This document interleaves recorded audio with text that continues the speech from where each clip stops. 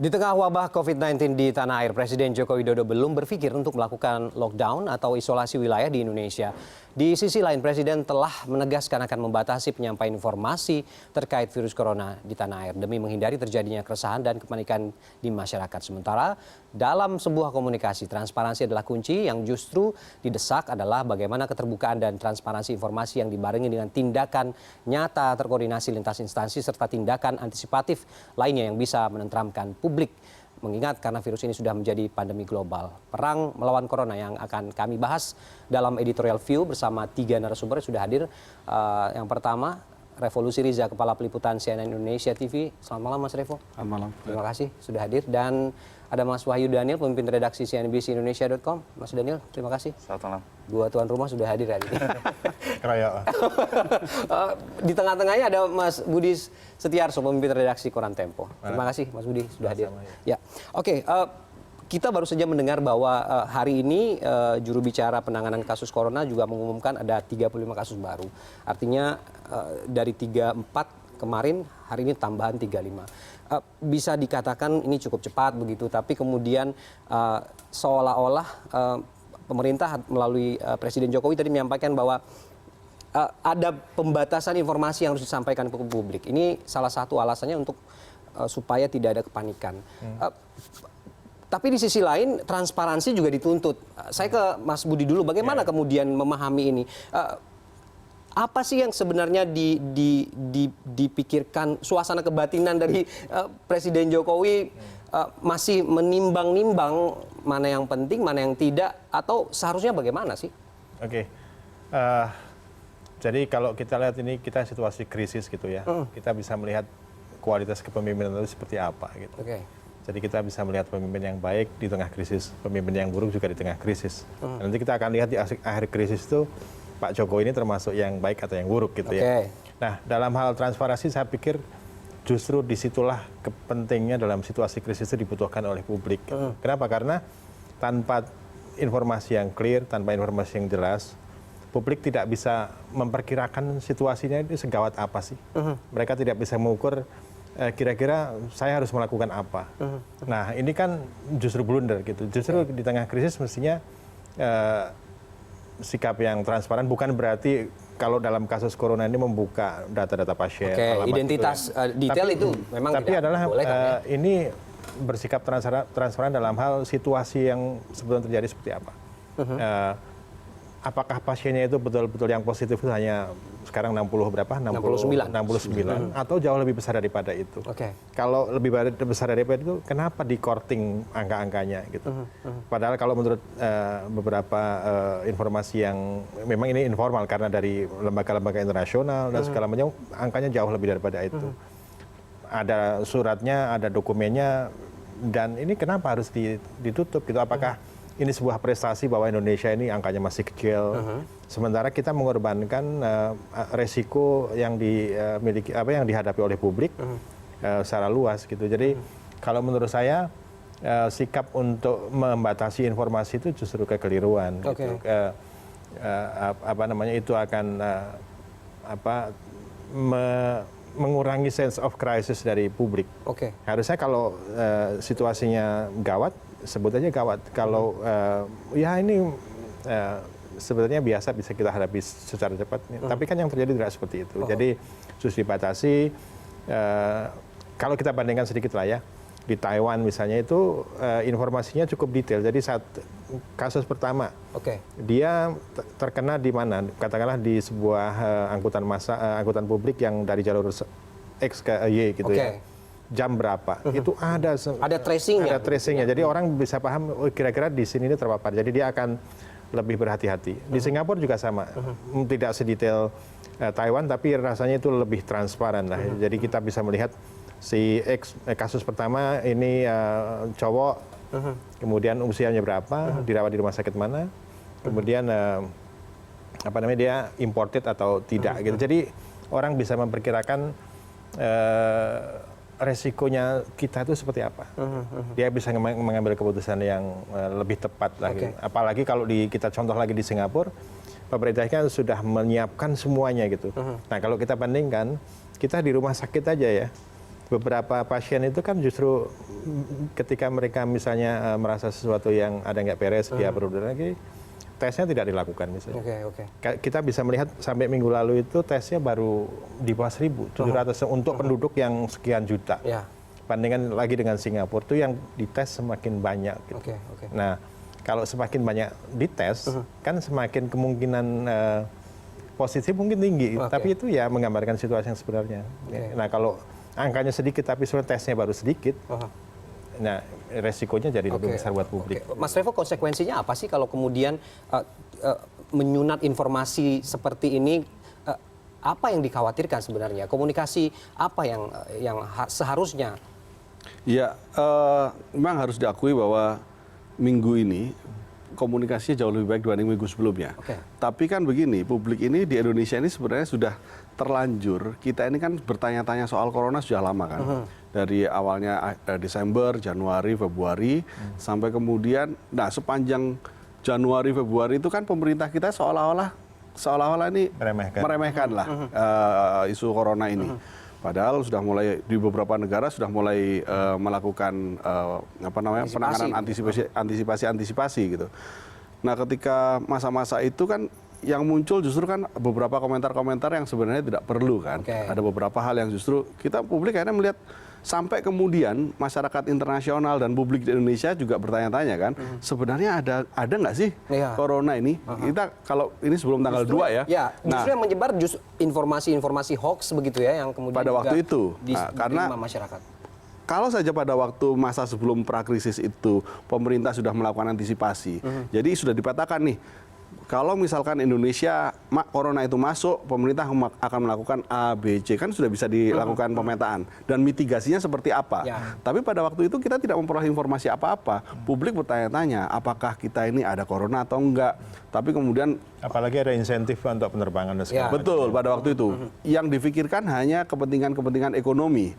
Nah, ketika tanggal 2 akhirnya ada positif corona, baru kemudian kita terlihat itu pada waktu minggu lalu itu. Kita tergagap-gagap. Akibatnya apa yang sekarang ini? Kita semakin ke sini, orang sudah terlanjur, benar nggak sih? Ini sudah, kita tadi kan mempertanyakan apakah ada sunat informasi gitu kan, disunat atau enggak informasi. Padahal ya kita tidak tahu ya apakah memang informasi itu disunat atau enggak. Dalam kasus ini memang bisa saja pemerintahan saat ini berpikir ada dampak misalnya ekonomi akan anjlok kalau misalkan ada kepanikan itu terjadi gitu kan. Dan memang mungkin nanti Mas Wahyu Daniel dari CNBC kan bisa menganalisa lebih jauh gitu. Kemarin pasar saham sempat di stop sementara ya Mas ya. Kemudian harga saham kita juga turunnya lumayan nih gitu kan. Dolar juga naik gitu. Naiknya lumayan cukup cepat gitu. Ada kekhawatiran ke sana, tapi sebaiknya dalam kasus krisis seperti ini sudah terjadi dan angkanya eksponensial kan, dari 2 menjadi berapa itu? 19. 34, 34, sekarang 69 gitu kan. Kemudian sudah ada korban yang meninggal. Ada kabar bahwa 2 orang balita. Terus ada isu pula yang kabur dari isolasi. Jadi artinya semakin banyak informasi yang memang ya ini butuh penanganan yang jauh lebih serius gitu. Nah, informasi seharusnya diberikan secara transparan karena ini akan mempermudah tracing. Dan kemudian kita semua ini akhirnya tahu apa sebenarnya yang harus kita lakukan bersama-sama. Kalau memang tagar yang beredar selama ini adalah bersatu melawan corona, ya yuk kita bersatu sama-sama. Tapi pemerintah sudah harus tahu sebagai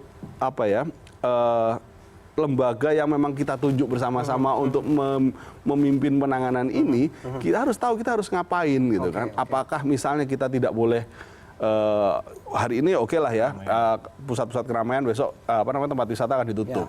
Tapi ini kan sudah berlangsung berapa hari? 2 minggu setelah ada positif tanggal 2, sekarang tanggal 13 gitu, udah 11 hari berikutnya gitu. Kenapa tidak dari hari pertama misalnya? Kemudian bagaimana kita semua bertanya-tanya, bagaimana dengan transportasi publik? Cukup aman nggak nih? Sementara kita tetap harus bekerja kan, tetap harus datang ke kantor. Nah, himbauan-himbauan atau protokol-protokol seperti apa gitu yang harus kita lakukan. Mungkin informasi-informasi seperti itu juga yang dibutuhkan oleh masyarakat. Selain informasi-informasi praktis ya, kalau misalkan terkena corona harus gimana. Kemudian siapa yang akan menanganinya. Kemudian informasi lainnya itu kalau yang tadi dikatakan Mas Budi, pasien nomor 1 dia tinggal di sini, dia pernah ke sini. Jadi artinya orang-orang yang pernah bersentuhan dengan dia itu akan aware gitu kan, aware dia akan harus ngapain. Self preventifnya juga jalan sendiri. Jalan dengan gitu sendirinya, gitu. Ini apakah kemudian perlu ditutup sekolah? Kan sekarang ini keputusan menutup sekolah baru dari masing-masing sekolah sendiri masing-masing. Gimana dengan kebijakan dari Kementerian Pendidikan dan Kebudayaan misalnya seperti itu? Menyambung dari Mas Revo tadi, Mas Wahyu, konsekuensi logisnya adalah pertimbangan ekonomi begitu. Stimulus juga sudah dilakukan ya. Kemarin kita lihat beberapa sudah dikeluarkan kebijakan-kebijakan. Tapi apakah itu yang dipertaruhkan sehingga ada batasan-batasan keterbukaan informasi yang disampaikan kepada masyarakat? Ya kalau yang saya lihat di market memang ekonomi itu sulit untuk dihindari dampaknya akibat corona ini kan. Karena kan kita memang sangat bergantung sama luar. Kayak misalkan Wall Street turun, pasti ISG turun gitu kan. Apa yang terjadi di luar itu pasti berpengaruh terhadap Indonesia. Nah, makanya ISG itu kemarin bisa dibilang lah pekan ini pekan yang kelam gitu. Dari 5.800 sekarang ditutup jadi 5.900 jadi 4.800. Itu turunnya cukup dalam meskipun rupiah turunnya ya nggak begitu karena lumayan dijaga sama BI. Tapi memang saat ini bukan itu yang sebenarnya diharapin, bukan soal ekonomi aja, tapi bagaimana pemerintah bisa menahan dampak dari penyebaran corona. Karena ini kan kalau misalnya ini semakin meluas dan kayak tadi dibilang Mas Revo sama Mas Budi itu ada informasi yang disembunyikan tiba-tiba nanti meledak, dan pemerintah juga tadi Pak Jokowi bilang kita kenapa silent sih karena takut dampak ekonomi makin luas. Tapi sebenarnya market juga, para investor juga ngelihat apa sih yang dilakukan pemerintah untuk menahan penyebaran corona. Seperti apa yang dilakukan sama Cina. Cina ini kan sekarang udah mulai berkurang kasus-kasus baru coronanya. Rumah sakit daruratnya sudah ditutup dan akhirnya saat ini meskipun bursa Shanghai-nya turun tapi turunnya tidak terlalu dalam karena melihat sudah membaiklah kondisinya. Demikian juga dengan Korea Selatan bahkan tadi baru saya baca jumlah orang yang terinfeksi barunya itu lebih rendah dibanding orang yang sembuh. Jadi orang yang sembuh sekarang udah lebih banyak karena mereka melakukan tindakan preventif. Nah itu juga membuat market itu lebih confidence dan mungkin sekarang ada muncul lagi kan vaksin-vaksin kan. Mungkin market kan juga masyarakat ekonomi kan menunggu berita itu kan seperti apa. Nah itu juga bisa menimbulkan sentimen-sentimen positif di market. Ya mungkin kita berharap bahwa pemerintah tuh lebih serius sih. Kayak tadi dibilang sama kedua pembicara ini, lebih serius bagaimana cara meredam penyebaran corona yang lebih serius supaya tidak menyebar. Sebenarnya yang diuntungkan yang menguntungkan Indonesia, ini kan Cina sudah melewati masa ini ya, udah mulai ini nih kelihatan lah setelah naik recovery udah mulai gitu. Beberapa tempat yang lain juga sudah gitu kan. Nah di beberapa sudah duluan nih outbreaknya di Italia di mana-mana udah mulai duluan. Harusnya Indonesia belajar dari sana. Karena kalau misalkan Cina kasus pertama Desember, kemudian dia berapa lama nih? Kalau ini kan bilang 90 hari ya. Harusnya kalau Indonesia sudah bisa belajar dari tempat-tempat harusnya lebih cepat dong. Ada Singapura yang bisa kita contoh, ada Vietnam yang bisa kita contoh. Filipina yang baru. Ada beberapa tempat-tempat yang sebenarnya bisa kita contoh lah keberhasilannya. Tinggal ciplak aja. Di situ kan kuncinya bagaimana pemerintah merencanakan dan mengambil langkah-langkah yang terukur gitu kan. Italia itu dengan cepat kan langsung nutup lockdown nutup beberapa kota yang memang pertumbuhan pasiennya itu sangat cepat gitu. Artinya kemudian langkah lockdown ini juga mesti harus dipikirkan apakah ini cukup strategis, bagaimana mengunci atau mengisolasi penyebaran ini juga tidak semakin masif. Intinya jangan dipikir efek ekonomi karena itu sebenarnya second ya. Yang pertama itu keselamatan publik itu seperti apa. Memang tidak hanya soal mengunci dan mengisolasi saja, ada pertimbangan lain mungkin soal kesehatan, bagaimana pendidikan dan segala macam. Tapi dijawabnya nanti. Kita akan break dulu. Layar Demokrasi akan kembali usai jeda.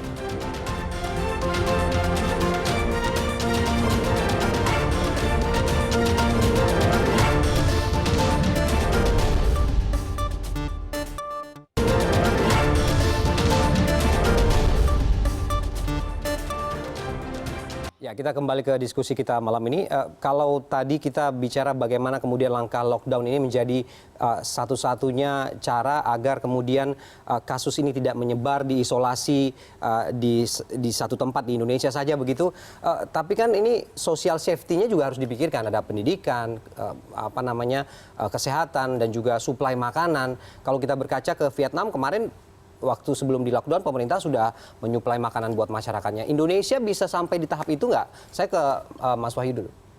Wah, kalau dibilang untuk sampai tahap lockdown itu ya, lockdown ya mungkin bisa dilakukan, tapi memang harus dipersiapkan secara matang ya. Mungkin tapi itu merupakan suatu cara karena beberapa negara memang berhasil melakukan menahan penyebaran virus corona lewat lockdown gitu kan, supaya penyebarannya tidak masif dan akhirnya semua normal lagi, pelan-pelan sembuh mungkin tapi intinya tidak ada penyebaran baru lagi gitu kan. Nah, mungkin itu bisa memulihkan kondisi ekonomi seperti sedia kala seperti saya tadi bilang yang terjadi di Cina. Cina itu kan melakukan lockdown besar-besaran terutama di Wuhan, Hubei yang jadi pusat penyebaran virus corona, dan akhirnya sekarang ya pelan-pelan sudah berkurang, malah sekarang virus corona baru di Cina itu adalah imported case, maksudnya orang yang tertular di luar negeri gitu kan. Nah, perlahan bahkan sekarang udah mulai, tadi pabrik-pabrik di beberapa provinsi sudah bilang bakal mulai beraktivitas karena kan ya memang tadi yang seperti saya sampaikan sebelum, memang corona penyebarannya dulu yang harus dikunci supaya nanti semuanya kembali normal lagi, ekonomi akhirnya bergerak. Kalau memang dibiarkan seperti sekarang, saya ngerinya kan tiba-tiba nanti memperluas, kalau misalnya makin luas ekonominya malah makin terganggu. Cadangannya kalau hitung-hitungan suplai makanan atau secara ekonomi ini cukup nggak sih Mas kalau dilihat kondisi seperti sekarang? Nah, tadi kan juga pemerintah sudah mengeluarkan beberapa stimulus ekonomi. Salah satunya adalah kemudahan impor bahan-bahan baku dari luar negeri, karena selama ini industri-industri khususnya industri manufaktur di dalam negeri itu kekurangan bahan baku karena Cinanya lumpuh. Nah, sekarang Cinanya ini udah mulai beraktivitas lagi gitu kan, mulai beraktivitas lagi, akhirnya mungkin kita berharap bahan baku udah mulai normal, tapi itu mungkin masih butuh beberapa bulan ya. Tapi pemerintah sudah mengeluarkan aturan-aturan untuk mempermudah impor bahan baku untuk kebutuhan industri supaya ekonominya supply sih, terutama supply-nya jangan sampai nanti misalkan pajak PPh 21, PPh 25-nya itu sudah ditanggung pemerintah, akhirnya daya beli naik tapi yang mau dibeli nggak ada karena bahan bakunya nggak ada kan. Sementara kita industri dalam negeri itu harusnya jangan gara-gara corona baru dibangun, harusnya dari dulu-dulu tuh harusnya udah dibangun industrinya gitu kan. Tapi sekarang kan akhirnya terasa karena ada corona, nggak ada bahan baku dari luar, akhirnya kita sekarang merasakan bagaimana penderitaan para industri-industri manufaktur ini ya.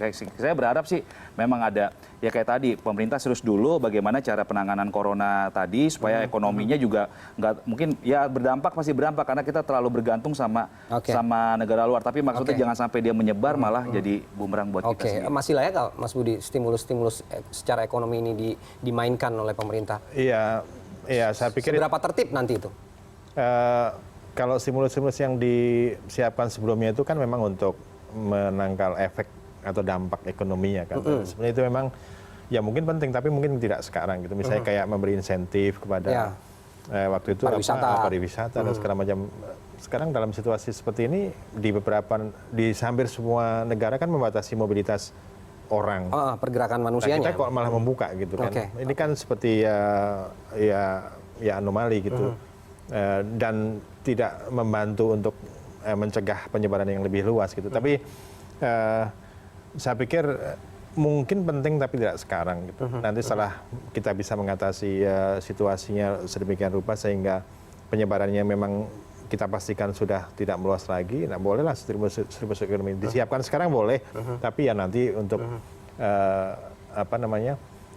eksekusinya gitu. Jadi sekali lagi tadi sih saya dalam banyak hal saya tidak setuju dengan pernyataan Presiden Trump. Tapi dalam hal bahwa dia mementingkan keselamatan warganya jauh lebih penting daripada mempertahankan pertumbuhan ekonomi itu ya, menurut saya itu pernyataan yang benar gitu, bahwa sekarang ini sudahlah kita ngatasi dulu krisisnya, lindungi masyarakatnya dengan bersikap transparan, dengan mungkin pembatasan keramaian. Saya pikir masyarakat maklum ya bahwa ini adalah demi kepentingan mereka juga. Dan tidak kalah penting adalah tes yang sebanyak-banyaknya. Karena begitu tes sangat sedikit, kita tidak bisa tahu seberapa banyak sih penyebaran virus corona itu di Indonesia gitu. Jadi ya, dan yang tidak kalah penting adalah ya koordinasi yang jauh lebih baik. Kalau kita lihat lembaga begitu ya. Kita lihat kan antara kepala daerah satu dan yang lain berbeda dengan yang pusat, antara satu lembaga dan yang lain juga agak berbeda. Bahkan sekarang BIN mulai bicara sendiri-sendiri yang katanya nanti puncak corona pada bulan Ramadan. Mei gitu ya, dan masa inkubasi saya yang bingung juga ini BIN wewenangnya apa untuk bicara corona gitu. Padahal BIN ini kan sebuah lembaga yang memang harusnya informasinya diserahkan kepada presiden gitu. Tapi justru ketidaktertiban atau ketidakharmonisan komunikasi ini yang membuat orang panik. Bukan kalau kita bersikap transparan, oke, kita sudah dapat kita sudah ada 150 yang positif. Bahkan kalaupun angkanya meningkat, mungkin orang nggak panik selama pemerintah kita firm. Tapi kalau